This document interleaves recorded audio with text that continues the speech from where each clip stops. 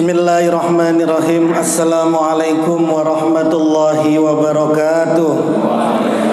Alhamdulillahi rabbil alamin. Wassalatu wassalamu ala sayyidil mursalin sayyidina wa habibina wa syafi'ina wa maulana Muhammadin wa ala alihi wa sahbihi ajmain. Amma ba'du, khususan man sannafa hadzal kitab rahimallahu ta'ala wa nafa'ana bihi wa bi ulumihi wa bi ulumihi wa bi ulumihi wa fid daraini amin. Al-Fatihah. A'udzu billahi minasy syaithanir rajim. Bismillahirrahmanirrahim. Alhamdulillahi rabbil alamin arrahmanir rahim maliki yaumiddin. Iyyaka na'budu wa iyyaka nasta'in. Ihdinas siratal mustaqim. Siratal ladzina an'amta 'alaihim ghairil maghdubi 'alaihim waladdallin. Amin. Bismillahirrahmanirrahim. Para asatiz, bapak-bapak, para jamaah sekalian, melanjutkan pembacaan kitab kita, masih membahas mengenai ayat wa ma khalaqtul jinna wal insa illa liya'budun. Manusia, jin dan manusia tidak Allah ciptakan kecuali untuk menyembah kepada Allah.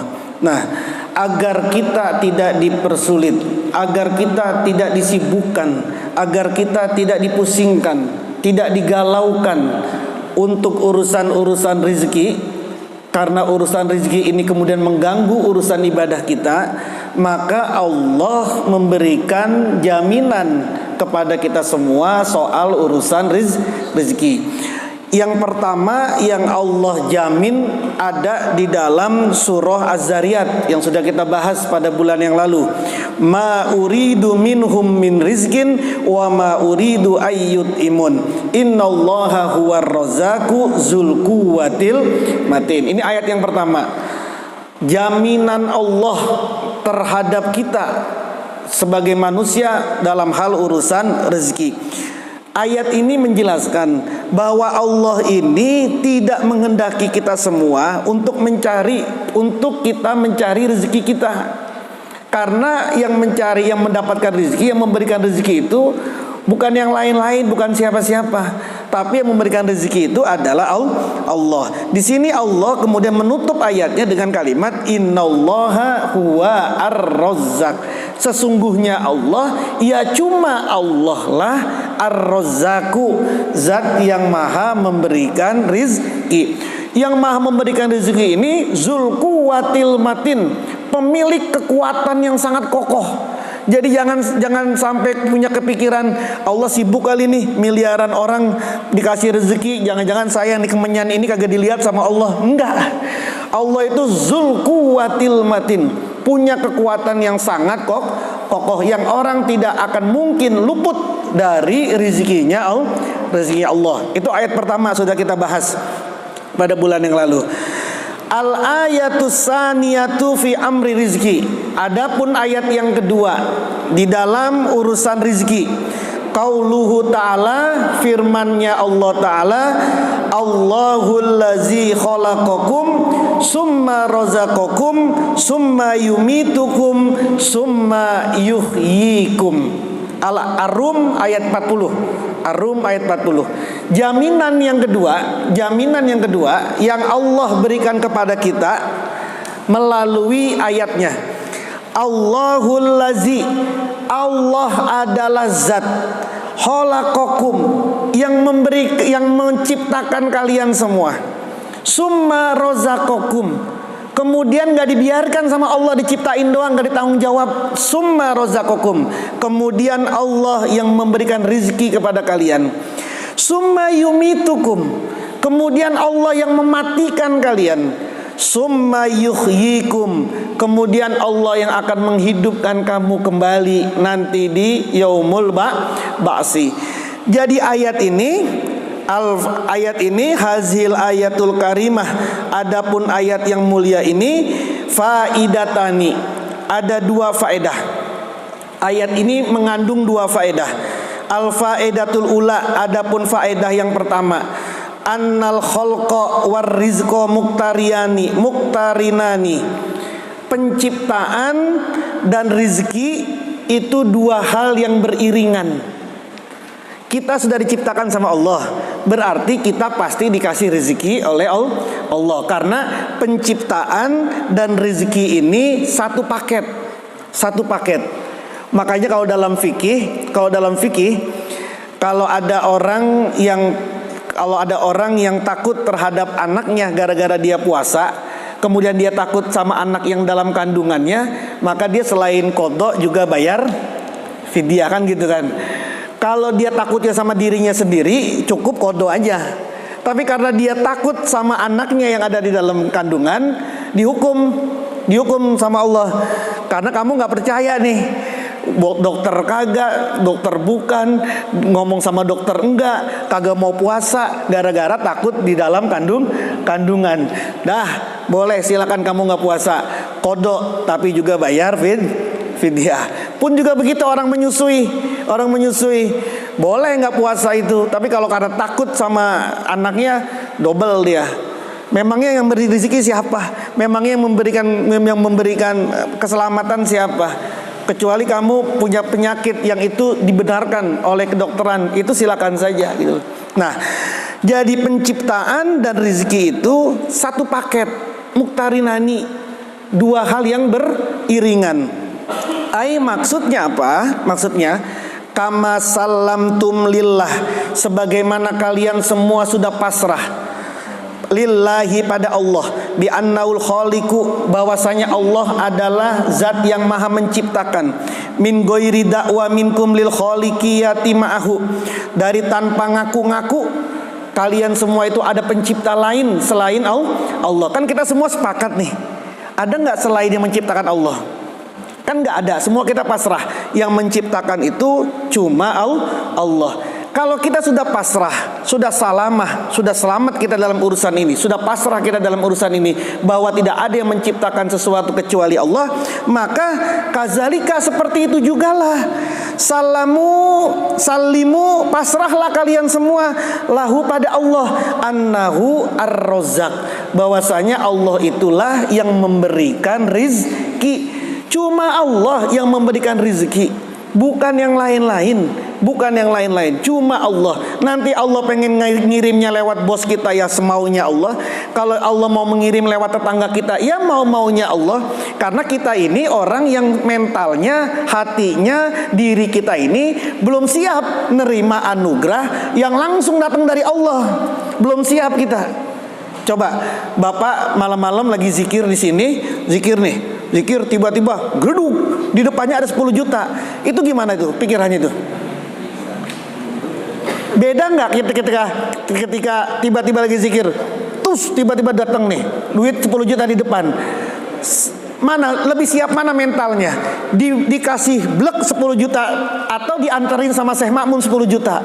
Lebih mana siap mentalnya? Dianterin. Makanya manusia itu dikasih wasilah itu bukan berarti itu wasilah itu adalah yang memberikan rezeki. Karena manusia kita belum siap. Mental kita ini mental orang yang belum siap untuk menerima sesuatu yang langsung nih dari Allah. Blek. Kan mungkin banget. Mungkin gak Allah ngasih langsung kepada kita? Mungkin di Quran ada kok, Siti Maryam itu selama dia ada di mihrab, dari mana makanannya? Semuanya makanannya dari Allah, langsung dikirim lewat Jibril. Terus zamannya Nabi Musa ada manna masalwa, langsung itu dari surga dikirim itu. Tapi kalau orang kemenyan kagak ngapa-ngapain, tiba-tiba dikirim langsung dari langit, coba gimana? Bisa stres kan? Makanya kemudian Allah ngirim apa nih? Ngirim wasilah, ngirim perantara. Siapa saja. Makanya tapi Anda jangan menganggap bahwa wasilah itulah yang memberikan rezeki. Pasrahlah kalian semua bahwa yang memberikan rezeki itu sesungguhnya adalah Allah. Wala tadda'u zalika ma'ahu. Jangan kamu ngaku-ngaku. Jangan kamu nganggap bahwa ada pihak lain, ada orang lain yang memberikan rezeki selain Allah. Jangan nganggap gitu loh. Yang memberikan rezeki ini semuanya Allah. Maksudnya apa? Kaman faroda, sebagaimana esa. Allah itu esa. Allah itu sendirian. Fikum, pada kalian, bil kholqi, dengan penciptaan, wal ijadi, dan juga dengan perwujudan. Kan Allah ini yang menciptakan kita nih. Esa, tunggal. Kita ini kan diciptakan pure dari Allah. Kazalika seperti itulah huwa ya Allah al-munfaridu yang maha esa birrizki dengan urusan rizki wal imdadi dan juga untuk pemberian. Faqarranahuma, maka itulah yang membuat ayat ini, dua hal ini, faqarrana, maka Allah membarengkan keduanya, yaitu penciptaan dan juga rizki dibarengin sama Allah. Untuk apa? Lil ikhtiyaji, untuk sebuah kebutuhan, alal ibadi, atas para hambanya Allah.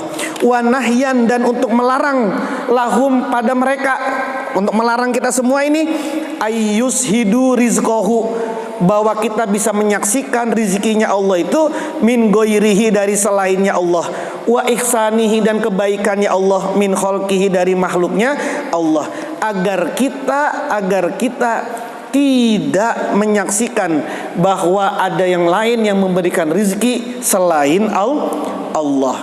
Yang lain sekedar wasilah. Itulah makanya dalam sebuah hadis dikatakan, man sakaron man lam yaskurin nas lam yaskuril lah. Siapa orang yang tidak bersyukur kepada manusia, maka sesungguhnya dia tidak bersyukur kepada Allah. Tidak bersyukur kepada Allah apa? Karena orang ini dijadikan oleh Allah sebagai wasilah terhadap rezeki kita. Jadi kalau kita kemudian dikasih rezeki oleh orang lain, ya kita bersyukur sama dia. Alhamdulillah, makasih bang ya, sudah kasih rezeki, sudah dikasih kiriman seperti ini. Sesungguhnya kita sedang berterima kasih kepada Allah. Makanya kalau ada orang gak berterima kasih kepada orang lain, sama saja dia tidak berterima kasih kepada Allah. Kenapa? Karena tadi Allah kirim orang itu untuk menyampaikan rezekinya kepada kita. Kenapa kok harus pakai orang itu? Tadi karena mental kita belum kuat untuk langsung mendapatkan rezeki blek turun dari Allah Subhanahu wa ta'ala. Wa annahu subhanahu, dan bahwasanya Allah Subhanahu wa ta'ala kama khalaqa min haitsu la wasaita, sebagaimana Allah menciptakan kita tanpa ada perantara. La wasaita, tidak tanpa ada perantara, lahu pada Allah, wala asbaba, dan juga tidak ada sebab. Kazalika seperti itulah huwa Allah ar-razzaqu, zat yang maha memberikan rizki, min ghairi ayyatawaqqafa, tanpa tergantung. Rizqahu, rizkinya Allah, ala wasitotin, atas perantara, awujudi sababin, atau wujudnya sabab. Allah menciptakan kita ini sesungguhnya gak pakai perantara, gak pakai sebab. Lah, bukannya kita ini ada perantara dari orang tua kita? Bukannya kita ini ada karena urusan sebab? Itu sesungguhnya bukan perantara, bukan sebab. Yang Anda kemudian bilang, oh anak ini ada karena ini wasilahnya orang tua. Iya, itu memang bisa. Tapi jangan dianggap bahwa menciptakan anak itu harus melalui orang tua. Karena Quran ada, Adam dari mana? Terus kemudian Nabiullah Isa dari mana? Sebab juga begitu. Jangan mengatakan orang sebab itu kalau ada orang menikah kemudian dia kumpul. Apakah setiap orang yang bersetubuh pasti menghasilkan anak? Kan enggak. Berapa banyak orang yang setubuh, orang yang kumpul sama istrinya pengen punya anak tapi nggak bisa punya. Tapi ada juga orang yang kagak pengen punya anak, tiba-tiba jadi anak. Kebobolan lagi. Kebobolan. Jadi sesungguhnya sebabnya yang mana? Kalau sebabnya adalah karena kita ini melakukan hubungan dengan suami, toh ternyata tidak semua orang yang berhubungan seks itu berhubungan dengan istri itu pasti menghasilkan. Kan nggak pasti kan? Nggak pasti. Atau istri saya masih dalam masa subur. Apakah pasti orang yang subur itu pasti menghasilkan anak? Kan enggak. Orang yang sudah menopause, apakah sudah pasti tidak bisa punya anak? Nabi Zakaria itu nikah itu lalu menghasilkan Siti Maryam itu umurnya itu udah 190 tahun. Gitu ya. Itu apa namanya? Menghasilkan Yahya itu Nabi Yahya itu umurnya sudah 190 tahun. Imron itu menghasilkan Siti Maryam itu udah umurnya sudah hampir 200-an lebih itu. Kalau Anda baca kitab Al-Kamil fi Tarikh kalangan Ibnu Asir, udah tua. Makanya heran ketika dibilang sama Zakaria, mana bisa istri saya hamil lagi, kan istri saya sudah tua. Maka dihukum sama Allah itu, tandanya kalau istri kamu ini hamil, tandanya kamu tidak bisa bicara kepada orang illa rumza. Tidak 3 hari kamu tidak bisa bicara kepada orang kecuali sekedar rumus, sekedar kode-kode doang. Itu dihukum, nggak bisa ngomong 3 hari kecuali sekedar isar. Kenapa? Karena Zakaria menganggap istri gua udah menopause, mana bisa. Sama seperti Nabi Ibrahim nikah sama Sarah, istri pertamanya. Sarah kan sudah menopause, lalu kemudian ngandung anak, namanya Ishak. Makanya dinamakan Ishak. Ishak itu bahasa Suryani artinya tertawa, senyum. Masa gue udah tua begini masih punya anak. Itu tanda apa? Tanda bahwa orang yang menopause itu tidak pasti tidak punya anak. Jadi sesungguhnya semuanya kembali kepada Allah Subhanahu. Dalam sebuah hadis dikatakan begini nih. Ini prosesnya nih. Dalam sebuah hadis, annal malaka yakul iza staqarrat fir rahim, an-nutfatu iza staqarrat fir rahim. Sperma kalau sudah masuk ke dalam rahim, kalau sudah menyentuh rahim, sudah menetap di rahim, maka yaqulul malaikat bilang, ya Rabbi, muhallaqatun am ghairu muhallaqatin. Ya Allah, sperma ini diciptakan atau tidak diciptakan? Maksudnya jadi anak apa enggak nih? Gitu ya. Fa in qala, maka jika Allah berfirman, maka jika Allah menjawab ghairu muhallaqatin, enggak, itu mah enggak jadi. Fa qazafaha fil arhami daman, maka dibuang sama malaikat sperma itu, kemudian dirubah menjadi darah. Jadilah darah haid. Gitu ya. Kalau jadi setiap sperma itu digenggam sama malaikat itu, sperma kita itu dihadapkan sama Allah itu. Dihadapkan sama Allah. Ya Allah, ini sperma mukhallaqatun am ghairu mukhallaqah. Ini diciptakan atau tidak diciptakan? Kalau tidak diciptakan, dibuang sama malaikat, jadilah darah. Itulah kenapa ngebuang sperma itu nggak boleh sembarangan. Itu ada tadi kan kalau baca fikih kan gitu ya, ada cara-caranya segala macam itu. Kenapa? Karena sperma yang keluar itu langsung di genggaman malaikat. Tapi kita jangan berpikir jijik amat tuh malaikat megang-megang sperma kita. Kagak, malaikat itu la ya'sunallaha ma amarahum wa yaf'aluna. Kalau malaikat itu memang ditugaskan untuk memegang sperma, ya dia megang sperma itu. Sudah megang sperma. Tapi kemudian wa in qala mukhallaqatun, kalau kemudian Allah berfirman mukhallaqatun, sperma itu diciptakan.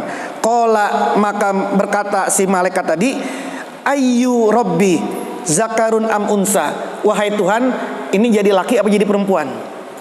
Jadi ketika sperma ini dihadapkan kepada Allah, ya Allah, ini diciptakan enggak? Diciptakan, kata Allah. Ini hadis nih, ini prosesnya nih. Maka kata malaikat, laki-laki apa perempuan? Terus sakiyun am saidun, ini orang baik apa ini orang jahat apa orang baik? Mal ajalu, ajalnya bagaimana? Mal asaru, jejaknya kemana dia? Jejaknya nanti dia kemana-mana, jejaknya ini kemana saja. Terus bi ai ardin tamut, di kampung mana, di tanah mana dia mati. Fayuqalu lahu, maka malaikat dikatakan oleh Allah, ya malaikat, ya malaki, intolik ila ummil kitab.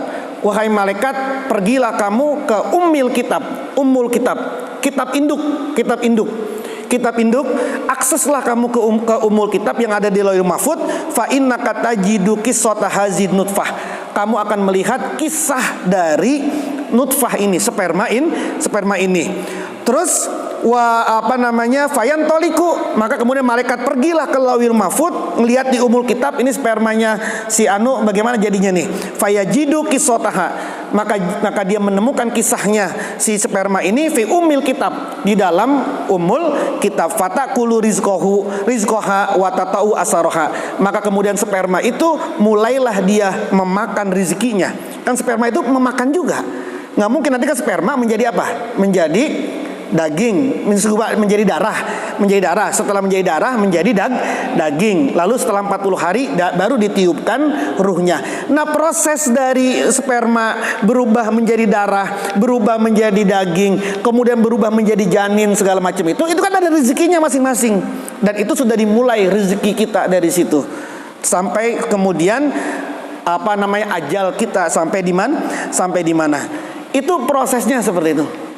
Jadi ditanya nih spermanya dari mana, rezekinya kayak apa, ajalnya, bahkan dia mati di tanah mana. Karena dalam sebuah hadis yang lain itu dikatakan iza matal jasad, jika jasad ini mati, dufina haisu uhizo zalika turab, maka dia akan dikuburkan di mana diambilnya tanah dia. Jadi tanah itu jangan dianggap tanah itu ya, tanahnya metafor dia. Dari mana kita aslinya? Kalau kita ini diambil dari tanahnya Kemenyan, maka nanti matinya kita di Kemenyan, dikuburinya di Kemenyan. Itu dalilnya. Jadi kenapa kok ada orang Kemenyan meninggalnya di sana, dikuburinya di sana? Gitu ya, karena memang diambil tanahnya dari sana. Itu informasi dari Nabi. Izamata jasad dufina haisu uizazalikat turab. Bahkan dalam sebuah riwayat pernah dikatakan begini. Nabi Sulaiman lagi sama temennya duduk berdua. Datang malaikat Israel. Sulaiman tahu kalau itu kan malaikat Israel. Orang ini juga nanya sama Sulaiman, siapa itu orang kok melototin saya? Jadi orang itu datang, dipelototin saja sama malaikat Israel. Dipelototin, diliatin gitu. Lalu kata temen orangnya, siapa itu? Nabi, itu malaikat Israel. Orang ini langsung takut. Ya, Nabi, jangan-jangan dia mau nyabut nyawa saya. Coba saya perintahkan angin untuk membawa saya ke India, ke pinggiran India. Biar nanti malaikat ini susah nyari saya ada di India, kata gitu. Maka kemudian diperintahkan oleh Nabi Sulaiman, karena Nabi Sulaiman itu bisa merintahkan apa saja, termasuk merintahkan angin. Dibawalah orang ini oleh angin. Kalau bahasa kita ini tiba-tiba ting aja dah sudah ada di India. Nyampe di India, orang ini langsung mati. Lalu kemudian malaikat ini ngomong, datang lagi ke Nabi Sulaiman. Lalu kata Nabi Sulaiman, ente kenapa tadi tuh bocah lu ente liatin mulu? Kata malaikat, saya diperintahkan untuk nyabut orang ini, tapi nyabutnya matinya jauh, bukan di Palestina ini, di India. Tapi ini anak sekarang ada di sini, bagaimana saya nyabutnya? Karena perintahnya ada di sana, gitu loh. Tiba-tiba dia dibawa ke sana langsung sama angin, matilah dia di sana. Begitu caranya itu. Kalau orang mau meninggal gitu, itu ada riwayatnya itu. Riwayatnya ada seperti itu diriwayatkan. Jadi orang mau meninggal, ada orang mau meninggal di tanah mana, maka dia dibikin punya hajat ke tempat itu. Misalnya dia meninggalnya di Surabaya, tiba-tiba dia dipunyakan hajat untuk pergi ke Surabaya. Lalu kemudian di Surabaya meninggal. Nah itu cara, kenapa? Karena tadi jasad itu dikuburkan di mana tanah itu tanah itu diambil. Nah, pun juga begitu.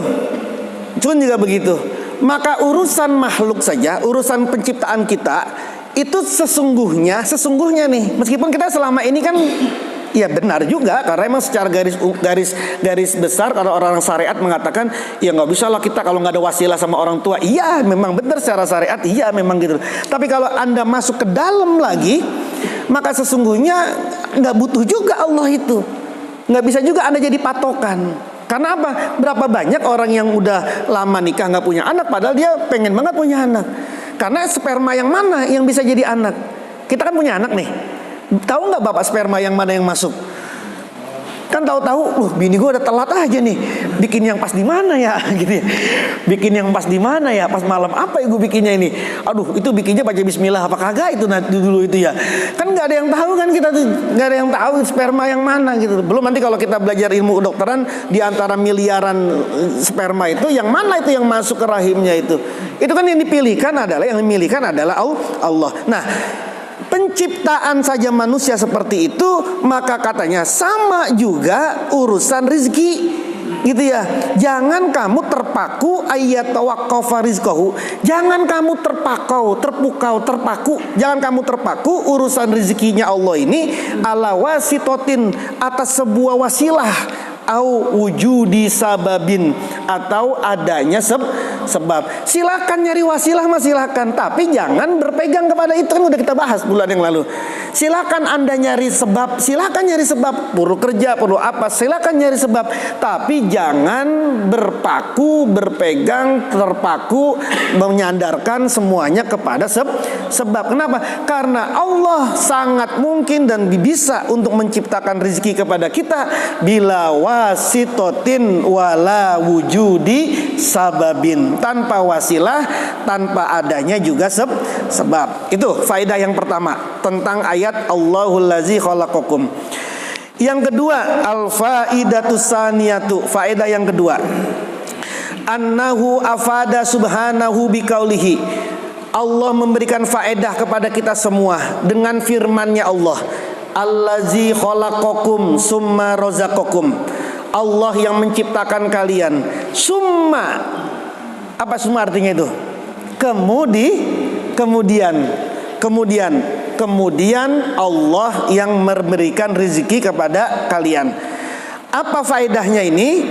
Annar rizqo, bahwasanya rezeki, qad amdo sa'nuhu, sungguh sudah lewat keadaannya, wa abroma amruhu, sudah sah urusannya. Kapan itu? 4 bulan saat kita ada di kandungan, udah ada rezekinya itu, sudah ditetapkan, sudah lewat, sudah sah. Kalau orang rezekinya 1 miliar, ketika 1 miliar, ya sudah 1 miliar sudah rezekinya dia. Makanya ulama-ulama kita ini bilang, kalau sebelum 4 bulan terus-terusan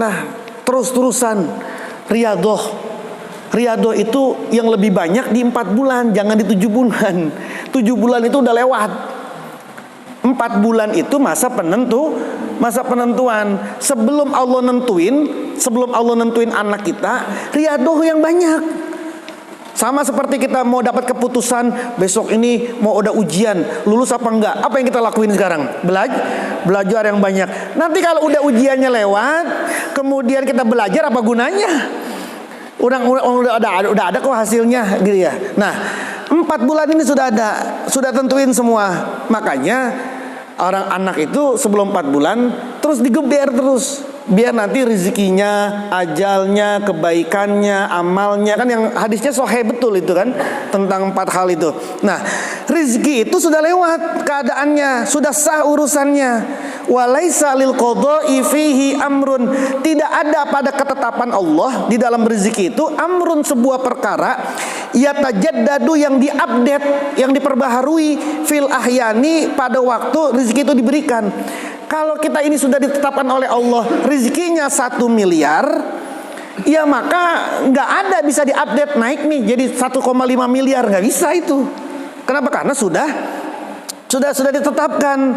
Wala yata'aqabu bita'aqabiz zaman, nggak bisa berganti juga seiring bergantinya zaman.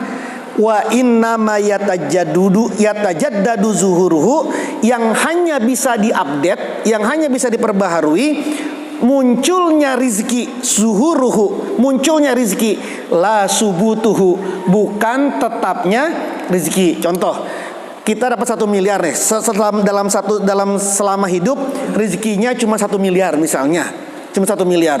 Nanti yang 50 juta dikasihnya bulan depan mestinya. Tapi karena kita ini mohon kepada Allah segala macam, dipercepat, ditajdid, diupdate, mestinya tahun depan, mestinya bulan depan, munculnya diduluin gitu ya. Nah, yang bisa itu begitu.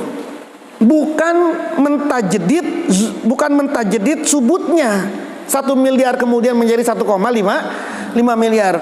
Ini dikuatkan dalam sebuah hadis Nabi bahwa Nabi SAW bersabda, ar-rizqu maksumun mafrugun minhu, rizki itu sudah dibagi, sudah selesai.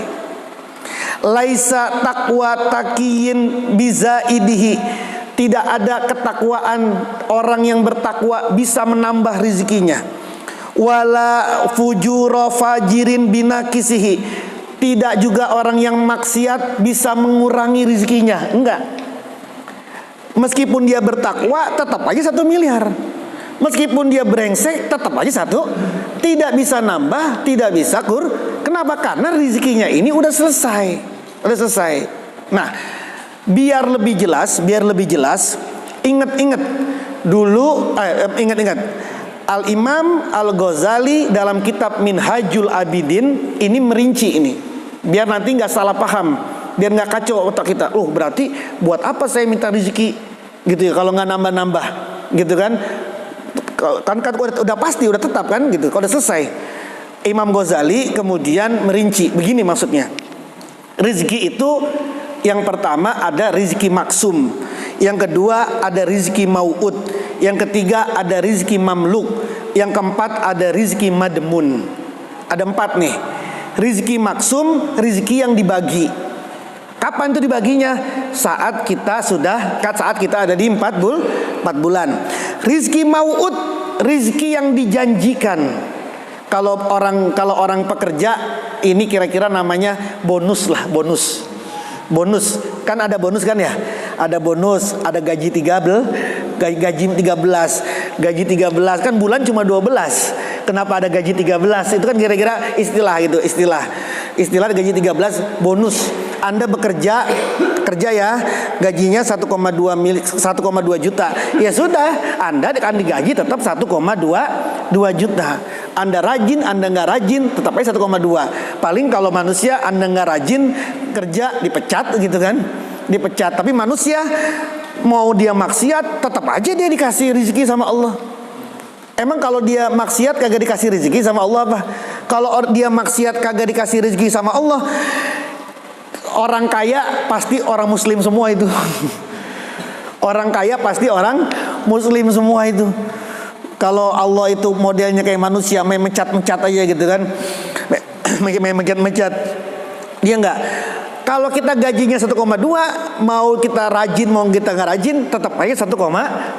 Tapi kan majikan kita bilang gajinya 1,2 nih, terus dah tambahin nih bonusnya. Bonusnya itu sering nggak lebih besar dari gaji? Seringan lebih besar gaji. Nah, kira-kira kata Al-Ghazali, gambaran rizki mau'ud adalah begitu. Dalam Quran dikatakan wa may yattaqillah yaj'al lahu makhrajan wa yarzuquhu min haitsu la yahtasib.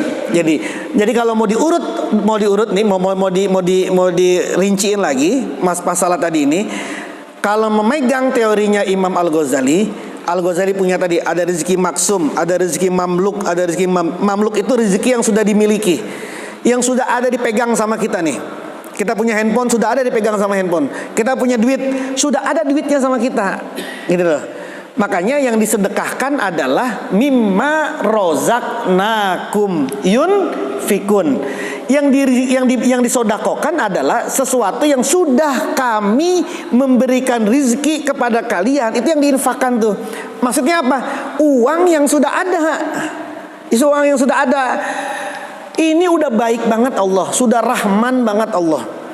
Maksudnya apa? Kalau anda infak, kalau anda sedekah, jangan duitnya belum ada, anda udah ngomong sama orang, nanti gua infak ya, duitnya belum ada, dijanjiin lagi. Kecuali ngomong, insya Allah ya, nanti kalau saya punya rezeki nih, nanti ini saya turun nih, ini saya gol nih, tanah saya jual laku, saya kasih. Silakan itu ngomong. Tapi kalau anda kemudian berinfak belum ada rezekinya, saya infak tuh berapa? 500 ribu. Duitnya mana? Lu talangin tuh 500 ribu, ntar gue bayar.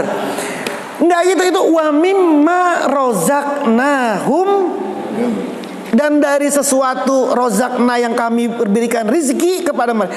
Memberikan rezeki kepada mereka itu maksudnya rezeki yang mamluk itu, rezeki yang sudah dimiliki, rezeki yang sudah dipegang. Duitnya memang ada. Nanti kalau Anda kayak begitu, sering banget kejadiannya. Itu orang gua udah talangin buat sodako 500.000, sampai sekarang gue mau nagih bagaimana ya? Mau nagih, kemarin itu udah gue talangin tuh sodako. Masa begitu kan? Gak enak juga nagihnya begitu. Udah gue talangin tuh ya sodako tuh 500.000 itu, kok belum diganti-ganti, kan gak enak juga. Kan kalau dia malas balikinnya kan tinggal ngomong, ya udah anggap aja itu sodako ente lah gitu kan. Tapi kan namanya udah masuk nama ente, enak banget ente gitu kan. Ente yang pamor, yang dapat pamor dari manusia, gue yang dapat ininya gitu kan, kira-kira. Kejadian nggak kayak begini nih? Kan ada yang begini. Karena apa?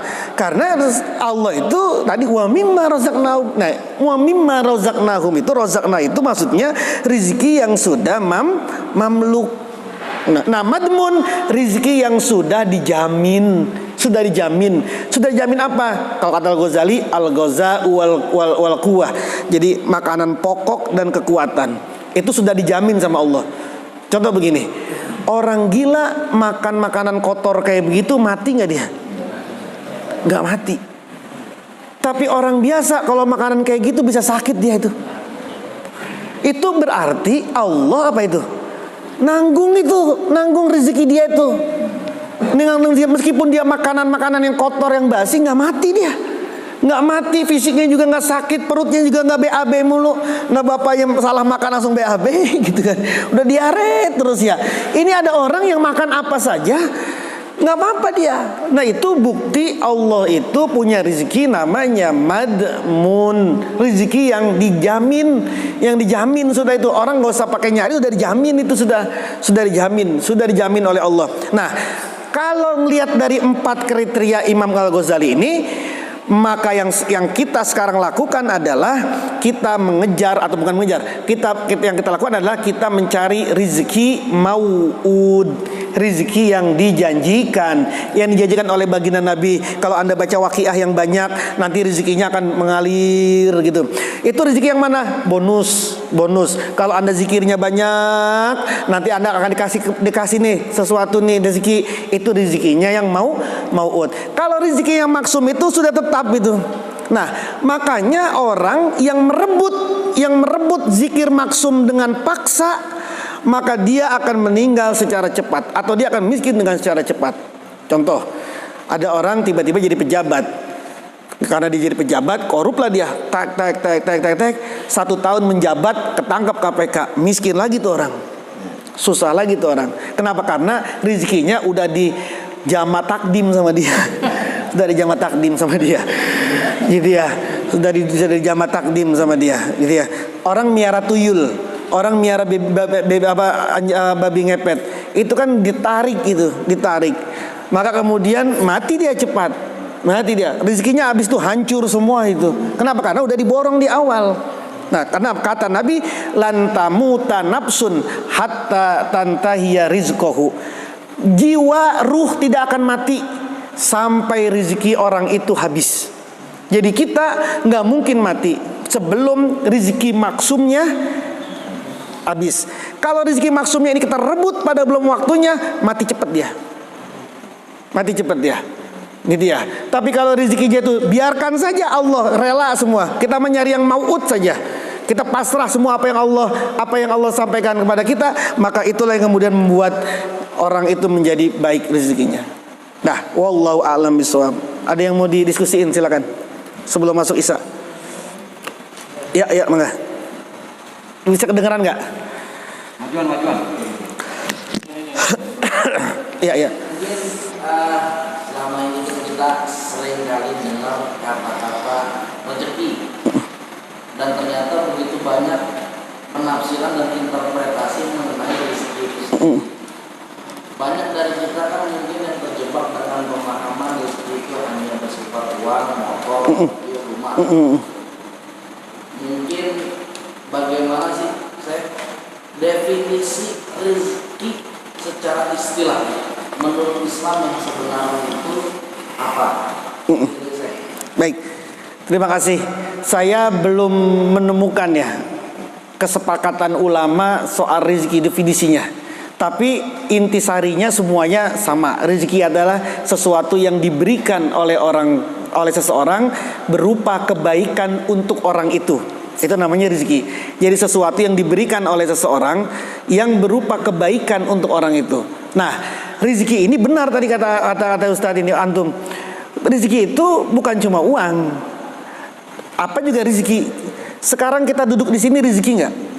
Kalau tahu bagaimana orang ini duduk di majelis sesaat saja, nggak megang pulpen, nggak nulis satu huruf pun, itu sama saja dia sholat sunnah 7.000 rakaat.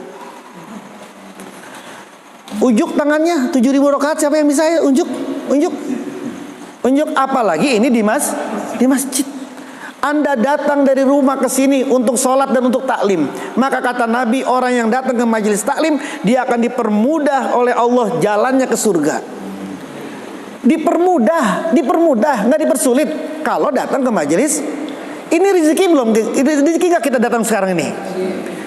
Tapi buat Anda rezeki duduk di sini sama rezeki dapat 1 juta, enakan mana?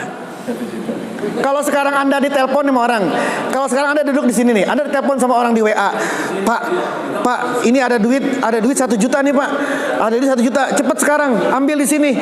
Soalnya saya mau pergi lagi, kagak bisa transfer. Bapak milih tetap di sini apa ngambil duit 1 juta? Mana itu? Ya, iya kalau kita sekarang ada streaming ini, nanti saya nonton di mobil sekalian di streaming kan sama aja gitu ya. Kenapa? Karena persepsi kita tadi benar kata beliau ini. Persepsi kita ini rezeki itu ya materi sudah.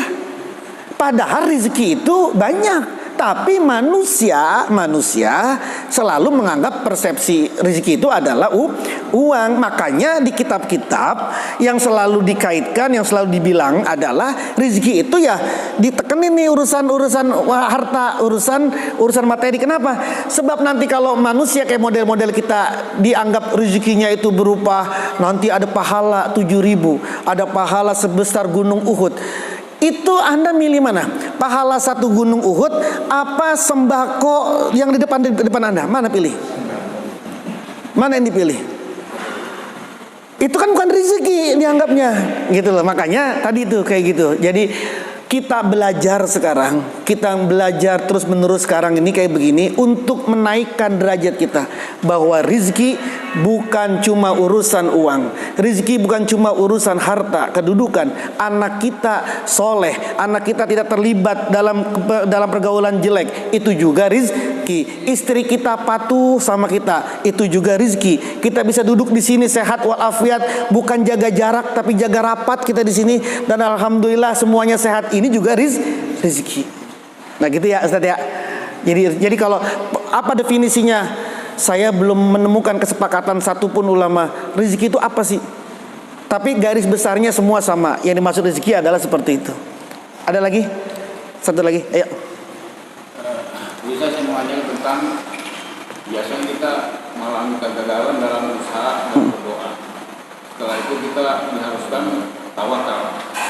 Ada nggak batas kita seharusnya kita tawakal, karena masih ada keinginan hati kita untuk bisa terus. Tapi mengajarkan agama harus tawakal. Iya. Baik, tawakal lebih tepatnya begini. Kita usaha tapi ternyata gagal. Itu lebih tepatnya bukan tawakal. Itu lebih tepatnya namanya taslim atau tafwid, menyerahkan, memasrahkan, pasrah. Kalau tawakal itu ketika kita lagi berusaha, itu tawakal tuh. Udah usaha saja, nanti hasilnya kayak apa, itu tawakal. Tapi kalau udah keluar hasilnya nih, keluar hasil, itu nanti lebih kepada tafwid wa taslim, menyerahkan diri kita dan memasrahkan diri kita, atau bahasa gampangnya ikhlas. Yang kita udah bener nih, zikirnya udah bener, baca doanya udah bener, bikin baksonya udah bener, jualan baksonya udah bener, tiba-tiba sehari cuma dapat 3 mangkok doang. Nah itu ikhlas, bukan tawakal. Lebih tepatnya gitu ya. Kalau tawakal itu, saya udah bikin bakso nih, saya udah doa, udah sambil jualan tawakal, pasrah. Mau berapa mangkok saya ini semua yang akan dilakuin sama Allah. Sudah, dapatnya cuma 3 mangkok, sudah alhamdulillah, ikhlas saya. Gitu ya. Nah, kalau ada orang kemudian bisnis, kemudian dia mundur, dia kemudian bangkrut, atau dia kemudian mengalami kegagalan, itu bisa menjadi anugerah. Kenapa? Karena orang biasanya kalau mau sukses digagal-gagalin dulu. Biar dia kuat hatinya, biar dia punya pengalaman yang kuat, biar dia punya keteguhan dari kegagalan itu. Coba lihat pengusaha atau orang sukses. Yang Anda lihat pengusaha sukses atau orang sukses, apa ada yang dia usahanya itu nggak naik turun, yang nggak maju mundur? Kalau kata guru saya Aba Aos, sebagus-bagusnya mobil kalau nggak bisa mundur jangan dibeli. Kata guru saya itu, kata Aba Aos tuh, sebagus-bagusnya mobil kalau nggak bisa mundur jangan beli. Bener nggak? Mundur itu penting nggak? Penting. Gagal itu penting. Gagal itu penting. Kalau orang nggak pernah gagal, dia jadi sombong, dia jadi angkuh. Sombong itu dosa terbesar. Dosa terbesar. Allah sayang sama kita, nggak dibikin kita sombong.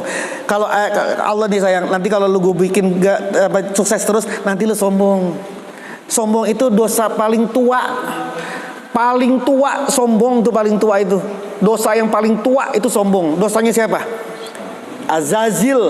Azazil kepada Allah, yang kemudian dia menjadi namanya iblis. Cuma gara-gara 3 kata.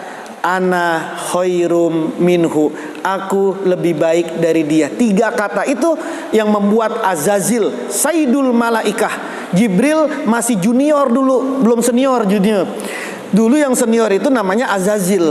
Gara-gara ngomong 3 ini, ana khairum minhu, jatuh dia dari Azazil menjadi Jadi kalau kita ngomong kayak begitu doang, pinteran juga gua, ngomong begitu tuh persis kayak iblis itu. Nauzubillah. Ada orang nih lagi nih, gua mah lebih keren daripada dia itu. Dalam hati aja misalnya, itulah yang membuat iblis itu turun tuh gara-gara itu. Ketika disuruh sujud nggak mau, tapi kemudian ngomongnya apa?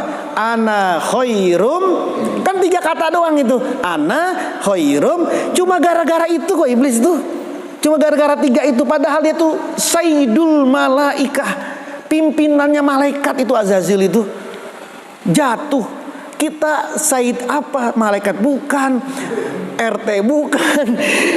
Kemudian kita sombong, mau jatuh kemana lagi kita itu? Nah, hati-hati ya seorang sombong. Maka kemudian biar gak sombong, digagalin dulu sama Allah, dikuatin dulu sama Allah, dikasih contoh-contoh dulu. Sehingga ketika Allah menakdirkan kita menjadi sukses, kita menjadi sukses dengan jiwa yang bersih. Kita sukses dengan jiwa yang tenang. Kita sukses dengan jiwa, pikiran, hati yang tidak memburukan manusia yang lainnya. Itu kenapa? Karena kita sudah ditempa oleh Allah Subhanahu wa taala. Nggak usah stres, nggak usah galau. Kalau pusing-pusing sedikit nggak apa-apalah. Ajak temannya ngopi, ngobrol, terus kemudian zikir yang banyak, salawat yang banyak. Udah nggak lagi tuh. Jangan masa sih gara-gara gagal bisnis langsung kemudian jadi stres gak karu-karuan ya. Enggak lah, janganlah. Nggak seimbang hidup Anda itu.